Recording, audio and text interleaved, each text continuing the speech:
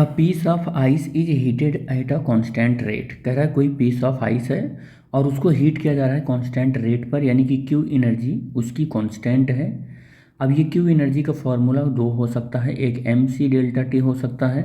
M stand for mass, C specific heat and T delta change in temperature, और Q is equal to M L, यानी कि दो form इसके हो सकते हैं।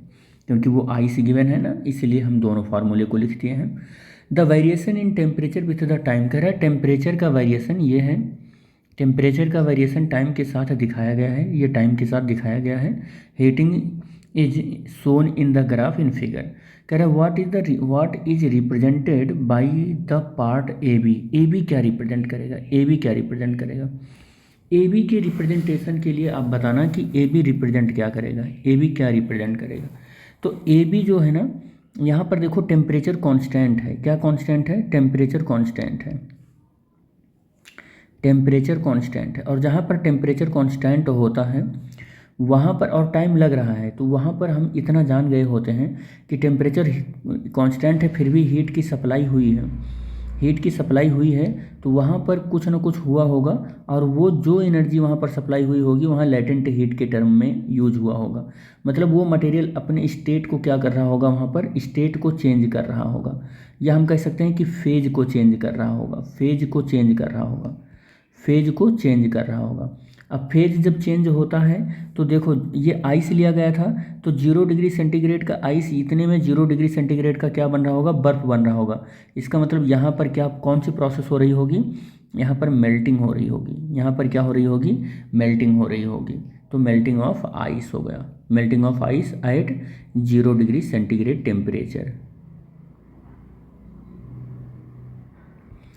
अब हम नेक्स्ट क्वेश्चन को पढ़ते हैं। ए बी को हमने बता दिया। What does the part C D part पर क्या हो रहा है। तो सी डी का टेम्परेचर अगर हम देखें तो सी डी का टेम्परेचर 100 डिग्री सेंटीग्रेड है, और 100 डिग्री सेंटीग्रेड पर वाटर जो होता है वो क्या करता है, बॉयल करता है। वाटर की क्या हो रही होगी, बॉइलिंग ऑफ वाटर हो रहा होगा, बॉइलिंग ऑफ वाटर हो रहा होगा। और ये डॉट डॉट डॉट इस सी डी पर तो बॉइलिंग हो रहा होगा, और ये क्या है, बॉइलिंग पॉइंट है। सी डी क्या है, बॉइलिंग पॉइंट है, बॉइलिंग पॉइंट है, बॉइलिंग पॉइंट है। और यहाँ तक तो बॉयल हो रहा होगा पूरा, यहाँ तक सी डी तक, लेकिन डी क्या कहलाएगा, डी पॉइंट क्या कहलाएगा, डी पॉइंट पर ये स्टीम बन गया होगा, डी पॉइंट पर क्या होगा होगा, स्टीम बन गया होगा, या वेपोराइजेशन पॉइंट होगा, या यहाँ पर वेपर बन रहा होगा। यह दो तक खत्म हो गया question. What conclusion do you draw, कह रहा है कि क्या कंक्लूजन आप निकालोगे जो ये ड्रॉ किए हो regarding the nature of the ice from the graph. तो देखो आपने आइस जो लिया था वो आइस कितने डिग्री सेंटीग्रेड पर लिया था, -10 डिग्री सेंटीग्रेड पर। आपने हीट सप्लाई की, -10 डिग्री सेंटीग्रेड का आइस पहले 0 डिग्री सेंटीग्रेड का आइस बना, -10 डिग्री सेंटीग्रेड 0 डिग्री सेंटीग्रेड का क्या बना, पहले आइस बना। अब 0 डिग्री सेंटीग्रेड के आइस ने 0 डिग्री सेंटीग्रेड का क्या बना, वाटर बना। तो यहाँ पर तो स्पेसिफिक हीट लगा, लेकिन यहाँ पर क्या हुआ, लेटेंट हीट लगा। यहाँ पर क्या हुआ, लेटेंट हीट लगा, क्योंकि 0 डिग्री सेंटीग्रेड का यहाँ आइस है और यहाँ 0 डिग्री सेंटीग्रेड का क्या है, वाटर है। तो दोनों का टेम्परेचर सेम है, लेकिन फेज चेंज हो गया, तो यहाँ लेटेंट हीट का कॉन्सेप्ट आ जाएगा।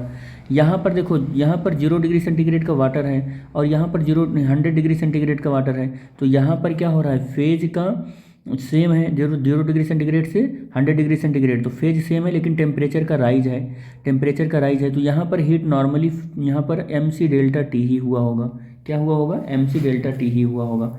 तो मेरे कहने का मतलब ये है कि 0 डिग्री सेंटीग्रेड का जो आइस है वो पहले -10 डिग्री सेंटीग्रेड का जो आइस है पहले वो 0 डिग्री सेंटीग्रेड का क्या बनने वाला है, वो पहले आइस बनने वाला है। तो यहाँ पर भी एम सी डेल्टा टी ही लगेगा, यहाँ पर एम सी डेल्टा टी ही लगेगा, लेकिन यहाँ पर Q is equal to M L लगेगा, फिर एम सी डेल्टा टी लगेगा।